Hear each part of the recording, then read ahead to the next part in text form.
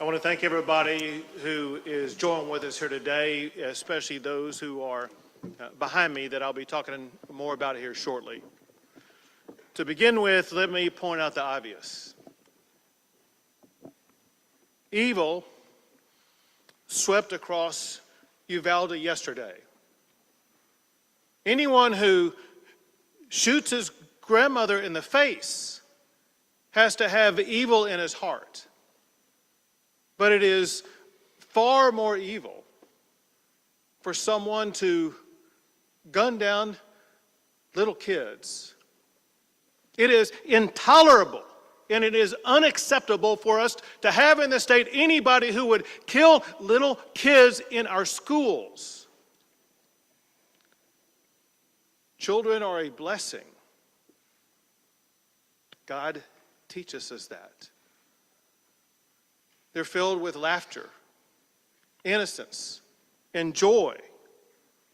Their love is a gift that parents get to unwrap every single day. Parents in Uvalde had that gift taken away from them, stolen by a demented person. Days before yesterday, when these children were at school, some were receiving awards for perfect attendance. These kids will never attend school again. To say the least, Uvalde has been shaken to its core. Families are broken apart. Hearts are forever shattered. All Texans are grieving with the people of Uvalde, and people are rightfully angry about what has happened. Events like this, they tear at the fabric of a community. Our job is to ensure that the community is not going to be ripped apart. All Texans must come together and support the families who have been affected by this horrific tragedy. What they need now more than ever is our love. What they need is uplifting from all of our fellow Texans and all of our fellow Americans. And let me emphasize something that I know you all know. But the reality is, as horrible as what happened, it could have been worse. The reason it was not worse is because law enforcement officials did what they do. They showed amazing courage by running toward gunfire for the singular purpose of trying to save lives. And it is a fact that because of their quick response, getting on the scene, being able to respond to the gunman and eliminate the gunman, they were able to save lives. Unfortunately, not enough. But I want to make sure that everybody knows, all of the law enforcement agencies and groups that are involved and were involved in this process.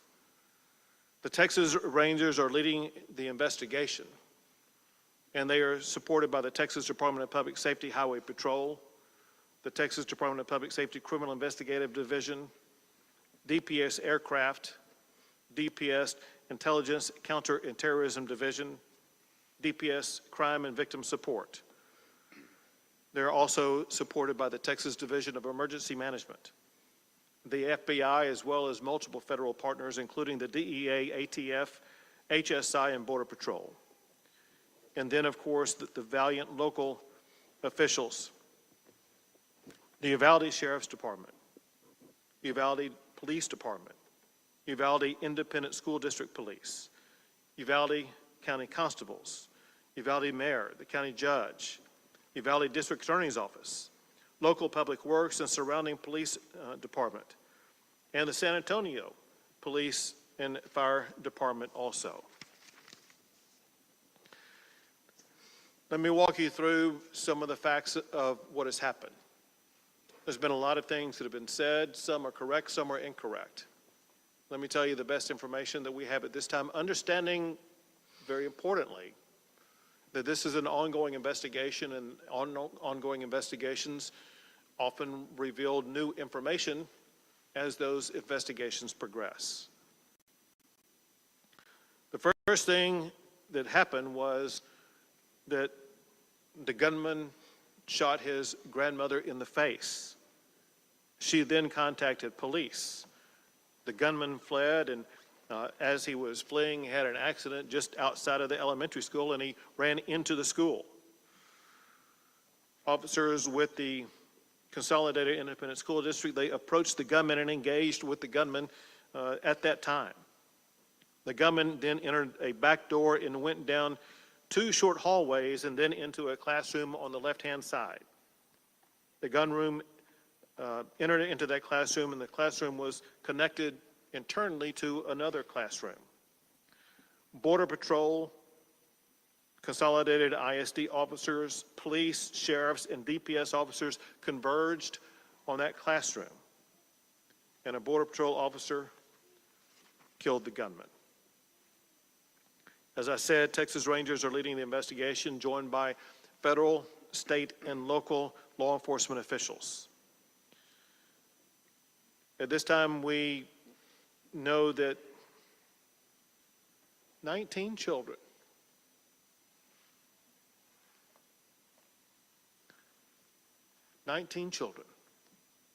have lost their lives. 2 faculty members lost their lives. In addition to that, there are 17 people who are injured, but their injuries are not life-threatening. All family members of all of these students and faculty members have been contacted and informed about the circumstances. Officials are working with parents to ensure that their parents are going to be able to see their children. Parents should contact victim services at the county fairplex. We know that there are parents still striving to make a connection. All parents are welcome and urged to contact victim services at the county fairplex. The gunman was 18 years old and reportedly a high school dropout. Reportedly, there has been no criminal history identified yet. He may have had a juvenile record, but that is yet to be determined. There was no known mental health history of the gunman. He used one weapon, which was an AR-15, using 223 rounds. There was no meaningful forewarning of this crime, other than what I'm about to tell you. As of this time, the only information that was known in advance was posted by the gunman on Facebook approximately 30 minutes before reaching the school. The first post was to the point of, he said, "I'm going to shoot my grandmother." The second post was, "I shot my grandmother." The third post, maybe less than 15 minutes before arriving at the school, was, "I'm going to shoot an elementary school."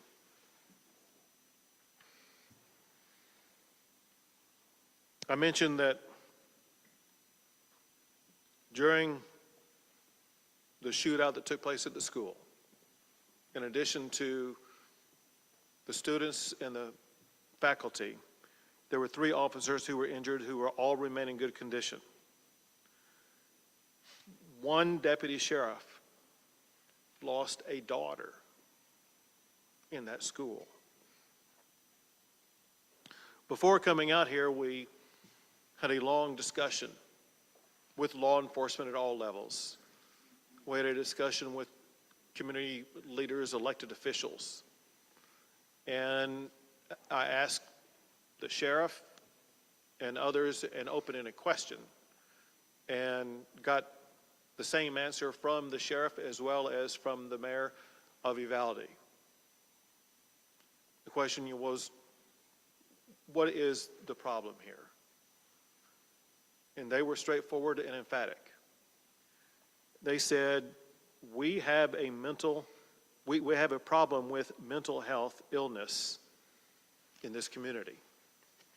And then they elaborated on the magnitude of the mental health challenges that they are facing in the community and the need for more mental health support in this region.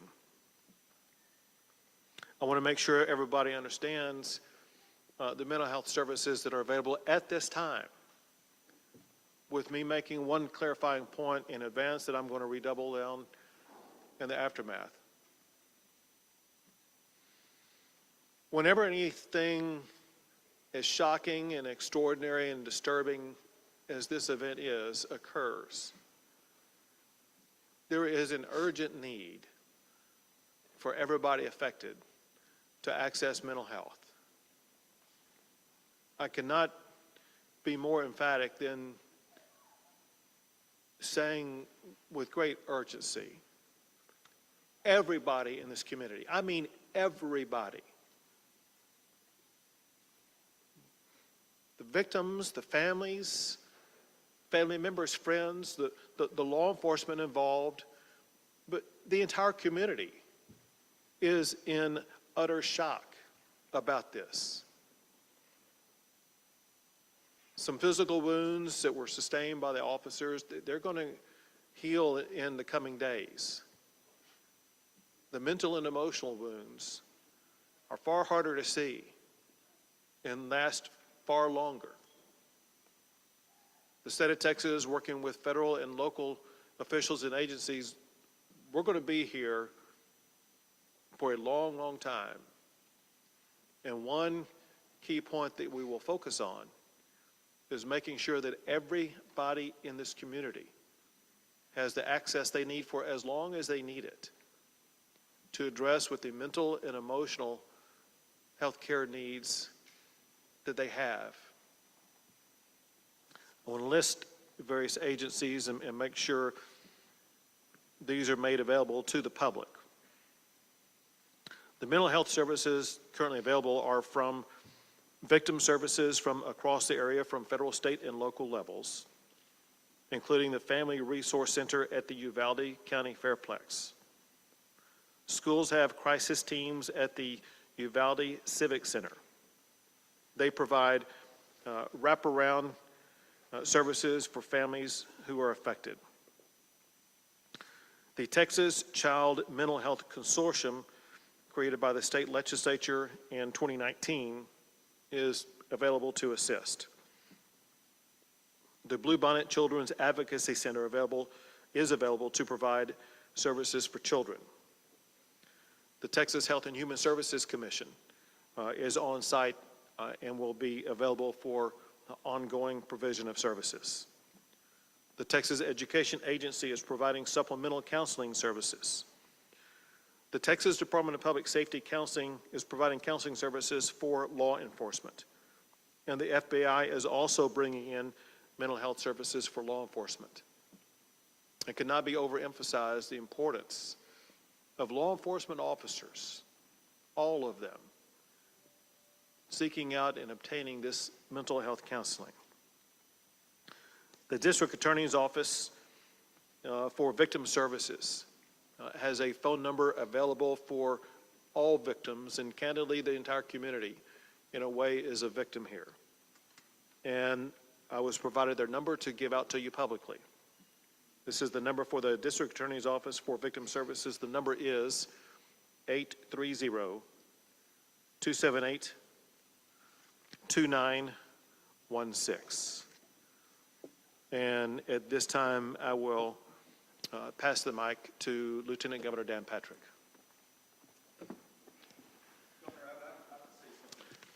Excuse me. Excuse me. Excuse me. Sit down. You're out of line and an embarrassment. Sit down and don't play this stuff. Next shooting is right now, and you are doing nothing. No, he needs to get his ass out of here. This isn't the place to talk this over. This is totally predictable when you... Sir, you're out of line. Sir, you are out of line. Sir, you are out of line. Please leave this auditorium. I can't believe you're a sick son of a bitch that would come to a deal like this to make a political issue.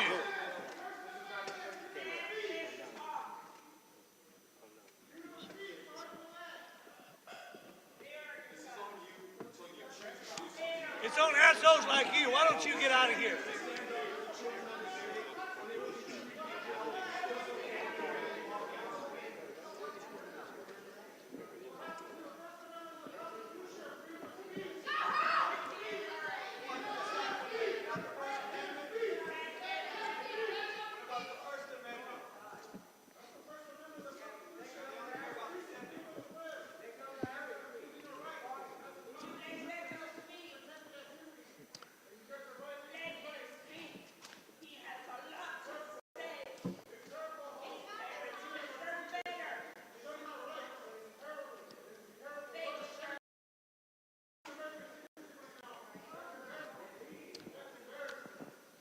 There are family members. There are family members who are crying as we speak. There are family members whose hearts are broken. There's no words that anybody shouting can come up here and do anything to heal those broken hearts. We all, every Texan, every American has a responsibility where we need to focus not on ourselves and our agendas. We need to focus on the healing and hope that we can provide to those who have suffered unconscionable damage to their lives and loss of life. We need all Texans to, in this one moment in time, put aside personal agendas, think of somebody other than ourselves. Think about the people who are hurt and help those who have been hurt. And this time, Lieutenant Governor will speak. I was just about to say that there will be plenty of time to discuss and analyze what happened yesterday and do everything that we can within our power to hopefully prevent it from happening again. But now is a time, people watching around the world, in this country, in this state, to focus on these families, as the governor just said. Right now, we need to put our arms around the families of these victims, the students and the teachers. This is not a partisan issue. This is not a political issue. This is an unimaginable moment that will impact the lives of those who lost their children and those who survived, the adults and the teachers, the men and women of law enforcement who were there. We are better than this as a country. We are better than this. These types of crimes, when you see children killed, go to the very core of all of us who have children or grandchildren. We can't imagine the pain that these families are going through. We saw it 4 years ago in Santa Fe. So can we not be a nation that can stand together for at least a day or a week or a month? My gosh. To put these families first and everything else second. My gosh. You know, we live in a time, I said this yesterday, when people are at each other's throats everywhere we turn. Whether it's on the internet or an Oscar stage or two coaches arguing or in the political world or the media world. Who are we as an American people? Who are we? We all have to do our part. All do our part to make us a better people and a better nation. Evil will always walk among us. And in times like this, I've seen it. The governor's seen it. The speaker's seen it. The senators have seen it. The attorney general's seen it. In these other shootings, Sutherland Springs, El Paso, Odessa, Santa Fe, it's God that brings a community together. It's God that heals a community. It's God that heals a shattered and broken heart. And if we don't turn back as a nation to understanding what we were founded upon and what we were taught by our parents and what we believe in, then these situations will only get worse and happen more often. So, no matter what your thoughts are today, pray for these families, pray for this community. Give us wisdom. Give us wisdom. But right now, let's focus on the families. They deserve that. They need our love. They need our prayers. Thank you, Governor. And now the Speaker of the House, Dade Phelan. Thank you, Governor. I appreciate it. Mayor, I'm sorry you had to witness that outburst. Now is not the time to politicize pain and suffering. This time of year should be the happiest time in a child's life. Summertime, getting out of school, enjoying your family and your friends. And instead, this community is faced with an unspeakable tragedy of which there are no words. There are no words to ease the pain and suffering and the anger in this community. I do want to reiterate what the governor said about the mental health of this community. This will take many, many years of pain and suffering and counseling. And your mental health is like any other health. It must be treated, it must be diagnosed, it must be talked about. And the legislature, when we reconvene, we will have a long, very robust discussion about mental health like we always have, and we'll continue to support mental health in this state, and especially rural mental health. Like the sheriff said, and like the mayor said, every community has mental health needs, and they must be addressed. And this crisis is another reiteration of a mental health crisis we have in this state. I also want to thank the law enforcement for their work, DPS, Border Patrol, sheriffs, police officers, both locally in the school district. I believe one school district's police officer, his wife in the shooting was there on the scene. And the governor mentioned sheriff's deputy losing a child in that building as well. Just unspeakable tragedy to this whole community. And the mental health of our law enforcement is crucial in these times. And it's okay for them to say that something's wrong as well. I do my deer hunting here in Uvalde County. It's a beautiful community with beautiful people. And all we can say is how tragic this is, and the support the state will show and will continue to show. And we just appreciate your resiliency, and let us know how we can help here at the state of Texas. Thank you. And now the Director of the Texas Department of Public Safety, Steve McCraw. Thank you, Governor. On behalf of the sheriff and chiefs of police, the department's been asked to go through a timeline of the facts. As we know, the investigation right now is preliminary, this information, but we'll provide out as much information as we can. First, as already reported, Salvador Ramos was responsible for the horrific attack and killing of 19 school-aged children and 2 adults. He was 18 years old, as previously reported. He was dropped out of school. He had no criminal history that we've been able to find or detect at this particular point. He lived with his grandmother, Celia, who is 66 years old. On March 17th, Ramos purchased a semi-automatic rifle at a local sporting goods store. On March 18th, he purchased 375 rounds of ammunition for that rifle.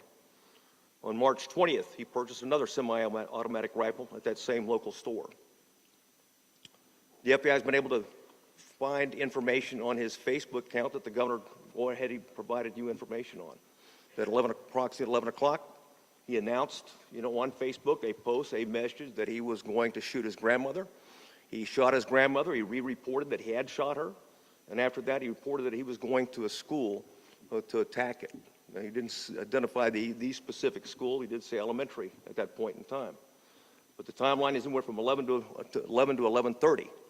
His mother reported him to the police department when she was able to run across the street to a neighbor and get help. And she was medevaced to San Antonio in critical condition at this point, but she's still alive.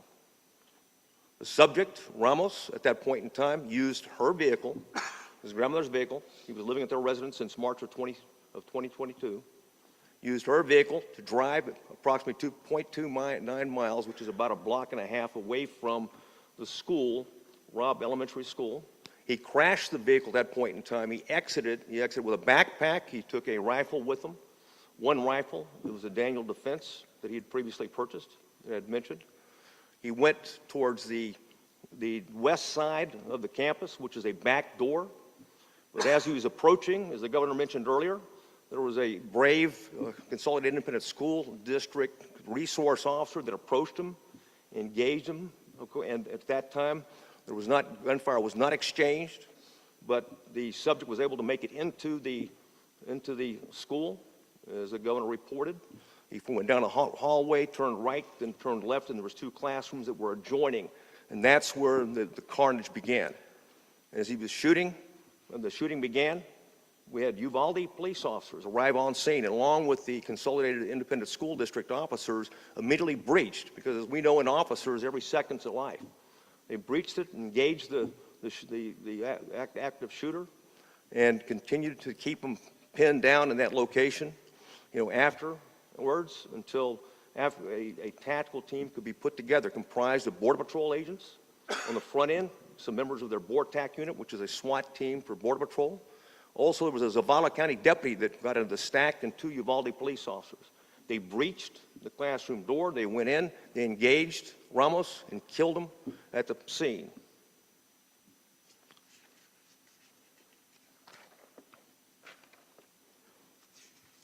That covers it, Governor. One thing I'd like to say, though, and you hit the nail on the head, is that in the profession of law enforcement, it is a profession. What looks right and how we measure ourselves is the absence of crime and disorder. Obviously, this is a situation we failed in the sense that we didn't prevent this mass attack. But I can tell you those officers that arrived on the scene and put their lives in danger, they saved other kids. They kept them pinned down. And we're very proud of that. At the same time, we're always looking to get better and look at anything that might have been out there. We've yet to find a clue, whether it's social media or other indicators that might have given us any type of idea that he was about to do something like this. It gives an opportunity to prevent it because, as we know, the overriding priority of you, certainly the legislature in Texas and the people of Texas, is that it's all about prevention. Prevent the next mass attack. And thank you for your leadership, and Speaker and Lieutenant Governor. Thank you. Thank you. And now the Superintendent for the Consolidated Independent School District, Hal Harrell. Thank you, Governor. Thank you for being here today. Thank you for your support. I appreciate your team coming and speaking to us and providing the services and resources that you have. As superintendent, I could never have imagined a day like yesterday. End of school, award ceremonies, the time of a second, third, or fourth grader's life at that point. It was a senseless and tragic event, and this magnitude in our community is heartbreaking. It really is. We have had a lot of support here from our community, surrounding counties, surrounding districts, and all over the state, and I appreciate you for thinking of us and sending that support. I have to relay the heartbreak of our teachers at Robb campus. I met with them this morning, but as I looked across that room, there was a group of heroes in that room. If it weren't for them, along with the law enforcement that came, that were willing to cradle their kids, get them out of the classroom when it was safe, when they were guided, and the trust our kids had in their teachers. That says volumes for our staff here in Uvalde. They are heroes. They did heroic things yesterday, and they are always very humble, but they are truly humble heroes. Yesterday, we lost 2 teachers. These 2 teachers, I would say, are the cornerstone of that campus to some great degree. They're 2 beautiful souls. They have taught on that campus for many years. They have kids in our district, and they poured their heart and soul into what they did in educating our kids in Uvalde. 19 students, 19 precious students who came to school yesterday to enjoy the day, to enjoy the award assembly. And as I look at their pictures, you can just tell by their angelic smile that they were loved, that they loved coming to school, and they were just precious individuals. This is a difficult time for everybody. We are hurting. We have been cut deep here in our community. We will move forward. It's going to take some time moving forward. While our faith has been shaken, we ask you to continue to pray for these families, these kids in our community, and our teachers. I am a product of Uvalde. I'm born and raised here. I've worked for this district for 30 years. And never thought I would be sitting in front of you doing this today. But please pray for our teachers, pray for our community, and we will move forward. Thank you, Governor. Thank you. We'll take a few questions.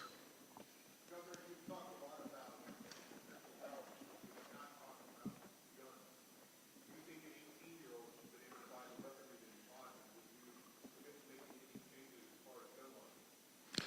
So the ability of an 18-year-old to buy a long gun has been in place in the state of Texas for more than 60 years. And think about during the time over the course of that 60 years, we have not had episodes like this. And why is it that for the majority of those 60 years, we did not have school shootings? And why is it that we do now? The reality is I don't know the answer to that question. However, what I do know in talking to the leaders here, as well as leaders in other locations around the state, and that is one thing that has substantially changed is the status of mental health in our communities. What I do know is this, and that is we as a state, we as a society, need to do a better job with mental health. Anybody who shoots somebody else has a mental health challenge, period. We as a government need to find a way to target that mental health challenge and do something about it.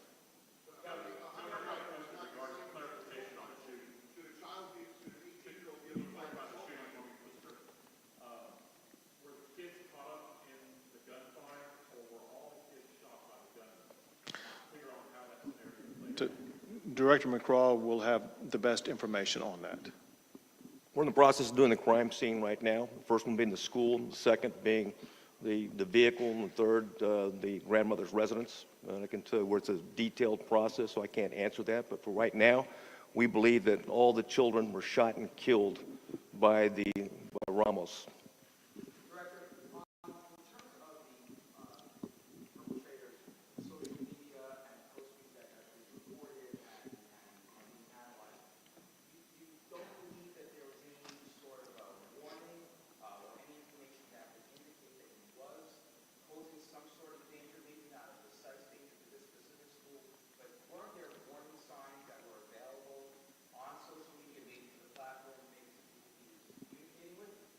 We did see some, and I think one was of a concern, and that concern was, relayed to allegedly, we haven't confirmed it yet, to someone in California who didn't report it. And we're in the process of working with the FBI right now to make sure she's interviewed and find out more about it.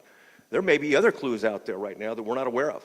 This is a preliminary part of the investigation, and we're going to scour everything to find anything that what could have indicated in some way, shape, or form that this individual was a threat to the community. But nothing had come to local law enforcement that they could have acted. None at all.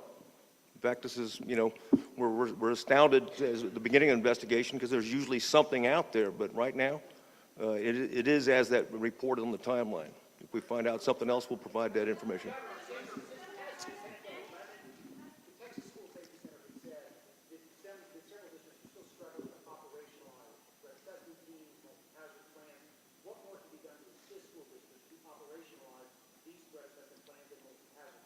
So I'm going to answer in part, but we also have the TEA Commissioner, Mike Morath, with us, who may be able to shed additional light. But here's the information that we know, and you pointed out SB 11, listen, as you know, but others may not. People need to understand that in the aftermath of the Santa Fe shooting, I signed 17 laws to address school safety. And one of them dealt with threat assessment and preparation for threat assessment. And there are certain standards that schools are required to comply with to make sure that they are addressing threat assessments. I have no information as we speak at this particular time about the status of this particular elementary school or the ISD about what the status was concerning threat assessments. However, to make sure that your broader question is answered sufficiently, Mike, you want to come up? The person coming up is Mike Morath, who is the commissioner for the Texas Education Agency. So there's significant appropriations provided to ensure that the local school systems around the state have resources for this. One of the components of Senate Bill 11 was a school safety allotment. There was additional upfront funding for that. The Texas School Safety Center and our agency work in collaboration to provide technical assistance and training to school district leaders, counseling team leaders, others, to ensure that the threat assessment protocols and these procedures, including threat response plans, the operational multi-hazard plans, are practiced on a recurring basis. So there have been essentially fairly significant efforts to bolster those managerial practices and these detective or preventative practices in schools all over the state of Texas. We will continue to do more. After any incident like this, of course, you reflect on lessons learned to ensure that we can prevent this kind of situation in schools going forward. Yeah, if I can just add to that. One sec. I'll call on you next. 1 second. If I can just add to that briefly, in 19, the House and Senate worked together, put $100 million into trying to give the schools all the tools that they needed to try and protect the students. The Marshals program, the Guardian program to arm teachers where schools want it. We left a lot of those programs optional up to the parents and the school boards and the school districts. And they're doing the best they can. And you're always going to have, again, no matter what you do, there's going to be someone to find another area that's vulnerable. But the legislature did act.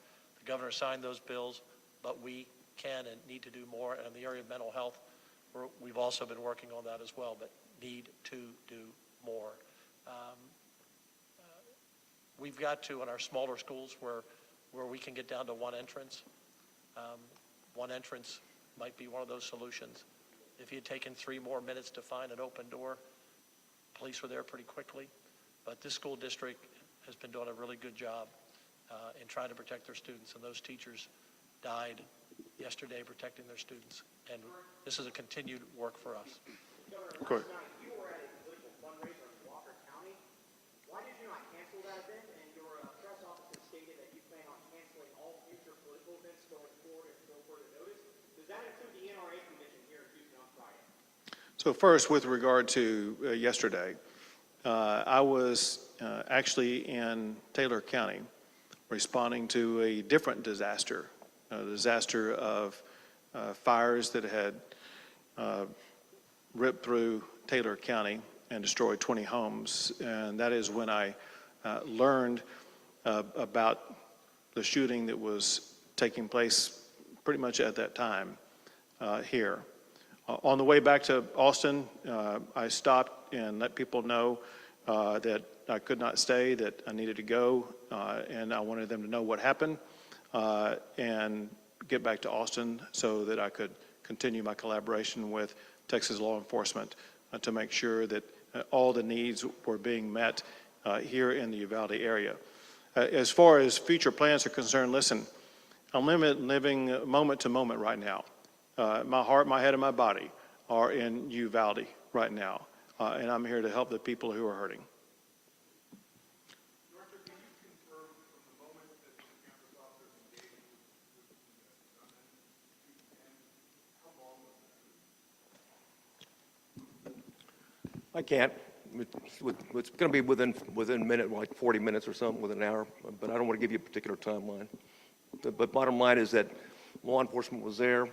They did engage immediately. They did contain them in the classroom, and they put a tactical stack together, in a very orderly way, and of course breached and assaulted the individual.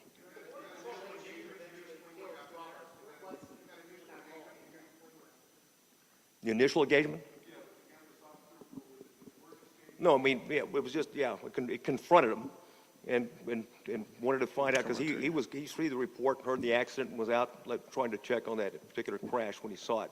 So he followed him right in immediately, okay, and when rounds were exchanged. And of course, then also we had 2 Uvalde police officers previously described that went in and was involved in also the shooting with the subject and were wounded. And of course, they were also responsible for containing him in that area. Go ahead. Yes, sir.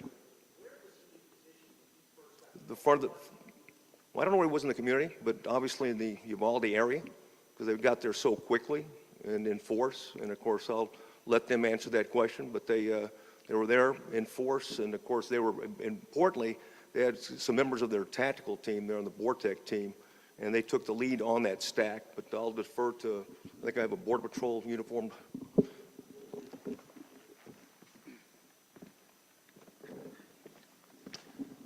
Thank you. So first off, the U.S. Border Patrol Del Rio sector has a station in Uvalde. So we have about 150 or so agents that are permanently assigned to Uvalde. We also have several agents in other stations that choose to live here in this community as well.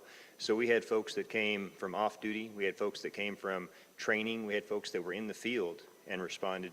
So a multitude, some 80 in total, Border Patrol agents responded. So as to where that particular individual came from, don't have that yet. The investigation will bear out, but we have a large presence permanently here in Uvalde. Did you Not going to release his name just yet. go ahead?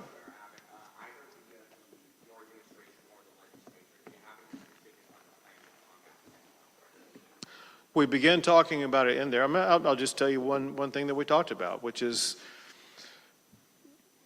something we've heard in some other regions of Texas also, and that is in approximately maybe as much as a 40-county region around the area where we gather right now, there is no mental health hospital, and there's a shortage of beds for mental health in this region. If someone is suicidal, if someone has a mental health problem, they oftentimes would have to go to someplace like San Antonio. And with the growing population in this region, with the profound mental health challenges that were discussed with us, one takeaway I had was that there is greater need for a physical mental health care facility in this region. But we know that buildings don't treat people, people treat people. And so there needs to be more personnel, more strategies, a greater understanding by the mental health care provider community about what the needs are, and they will be best equipped to know the best way to provide, or let's say meet those needs. Bottom line is this, and that is, I think it's a fair statement, that legislative leaders understand about health challenges in the more rural settings in the state of Texas, and we have a genuine commitment to help address those mental health care challenges.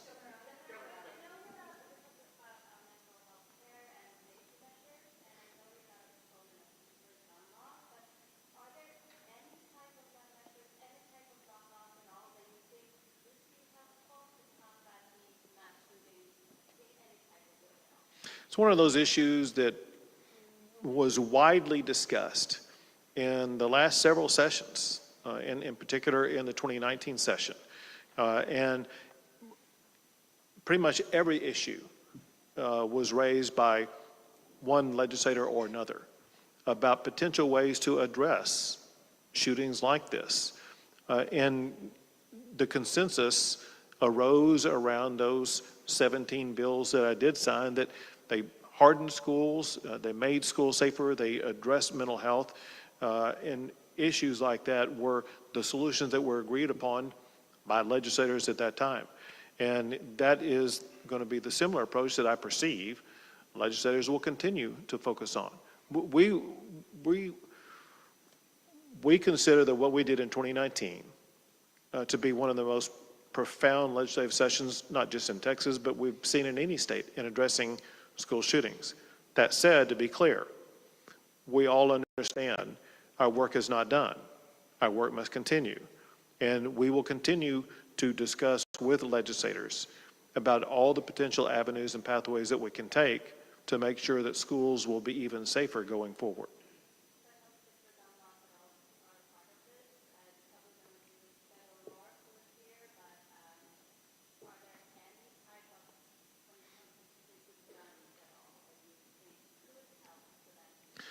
And I know people like to try to oversimplify this. Let's talk about some real facts. And that is, there are, quote, real gun laws in Chicago. There are, quote, real gun laws in New York. There are real gun laws in California. I hate to say this, but there are more people who were shot every weekend in Chicago than there are in schools in Texas. And we need to realize that people who think that, well, maybe if we could just implement tougher gun laws, it's going to solve it. Chicago and LA and New York disprove that thesis. And so if you're looking for a real solution, Chicago teaches that what you're talking about is not a real solution. Our job is to come up with real solutions that we can implement.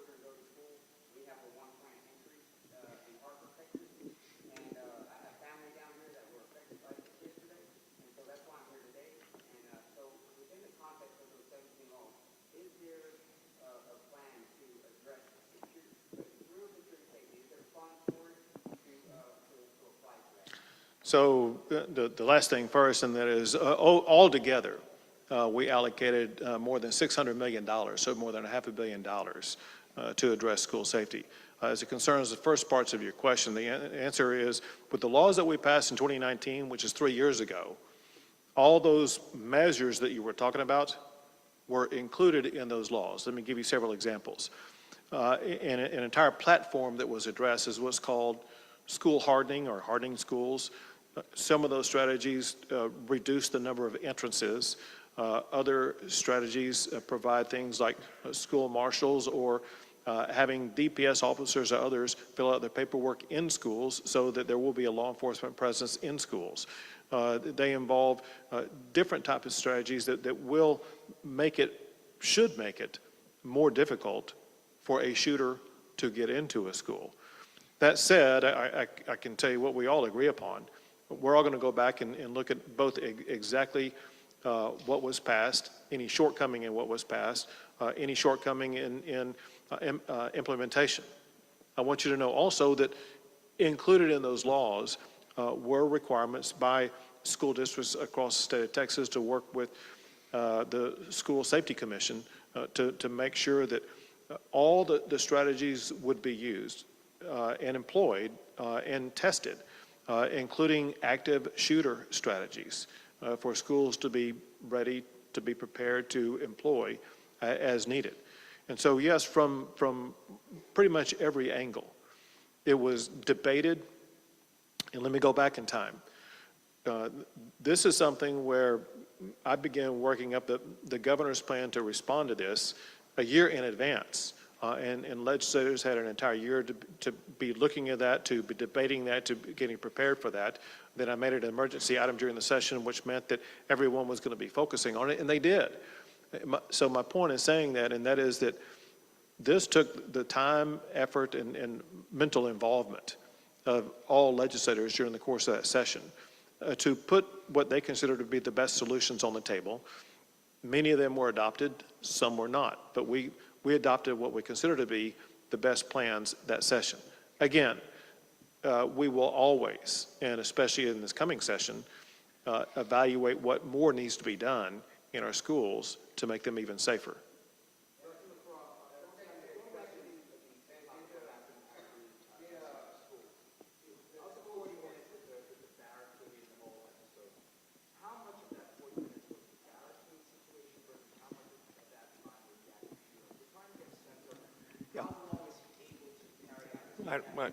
I understand that. We're looking at, now we're getting the surveillance video, so we can go frame by frame and track that every minute. So that's part of the, obviously, the investigation, and I'd wait until we've completed that part before we provide that information. Yeah, right now, I don't want to say, because I think we have an answer, but we haven't confirmed it yet. No, he was not. He was not chased. No, not at all. What's the status of the building? Have you been able, or the team that's assembled now, obviously it's not all working, but have the victims all been identified, have the bodies been moved, evidence work going on? All the victims have been identified, and all the notifications have been made. And is evidence recovery going on?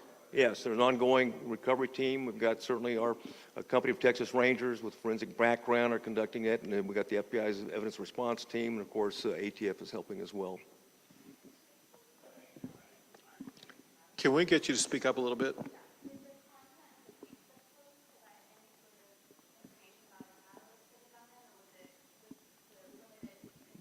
No, there's limited information. We don't see a motive or catalyst right now. We're looking for it, scaring, and we'll continue to do so. They were public, like anything else. They were out there, and he was trying to communicate. And of course, some of the information is we're going to have to continue to do interviews with people that he'd been in contact with. So we're not even close to being done yet.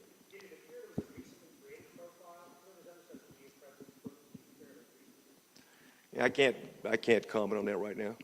Governor, you said yesterday evil visited his town, something to that effect, but then you also are saying that this is a mental health issue, and that's what needs to be addressed. Is this some, I don't believe evil is a mental health classification. Do you see this as a mental health issue or some kind of biblical battle between evil that's always going to be out there?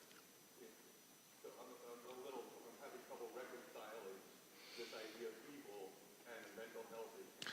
So, and very interestingly, in the meeting that we had before coming out here, I raised that exact issue because we talked about mental health. And to me, someone who is as demented as it takes to kill little kids, it goes beyond, seems to me, a mental health issue. I mean, that is the sheer face of evil itself. And so, listen, I'm not a doctor. I can't classify these things.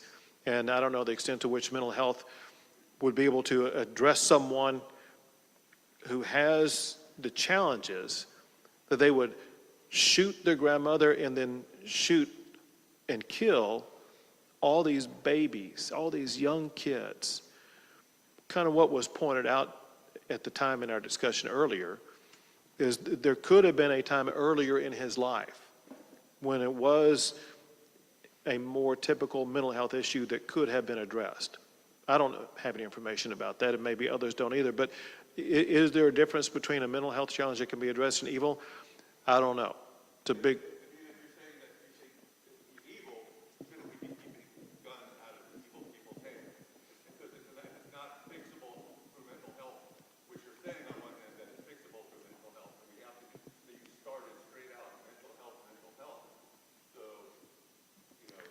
And this. And that oversimplifies things, like, you don't want to oversimplify this, but to just say it's evil seems to oversimplify it. Well, it obviously is a meaningful characterization. And the point is this, if you know someone more evil, I want to see what they did. But I consider this person to have been pure evil. Go ahead. Say it again?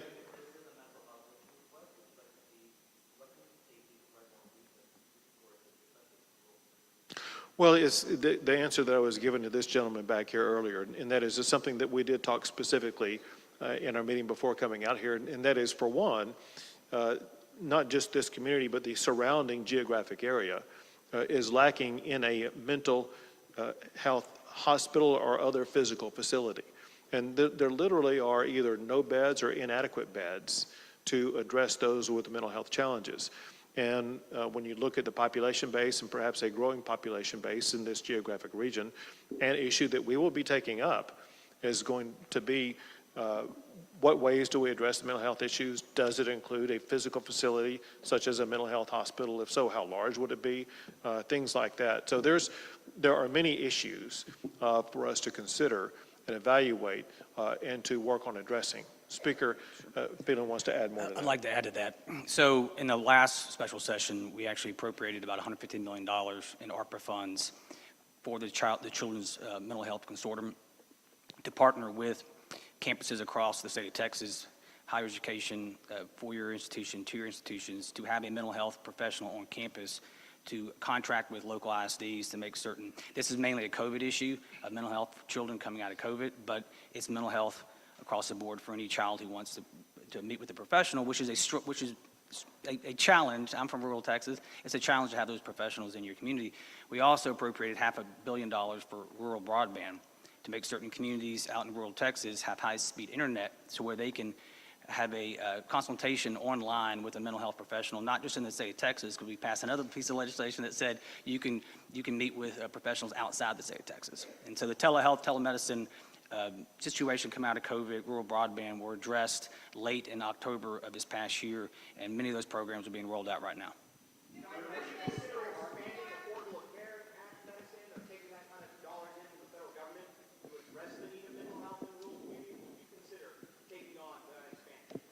We have other ways of addressing it and other funds available for it.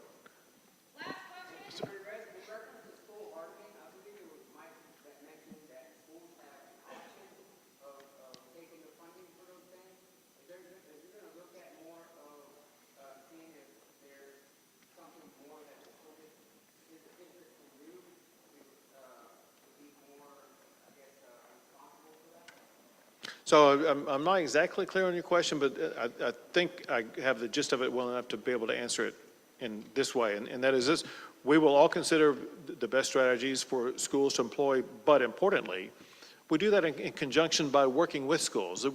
We won't be imposing policies on schools without working with them. We need ISDs and schools and school leaders and school safety professionals at the table for that discussion purposes if we are going to achieve the best standards that are possible. Thank you all.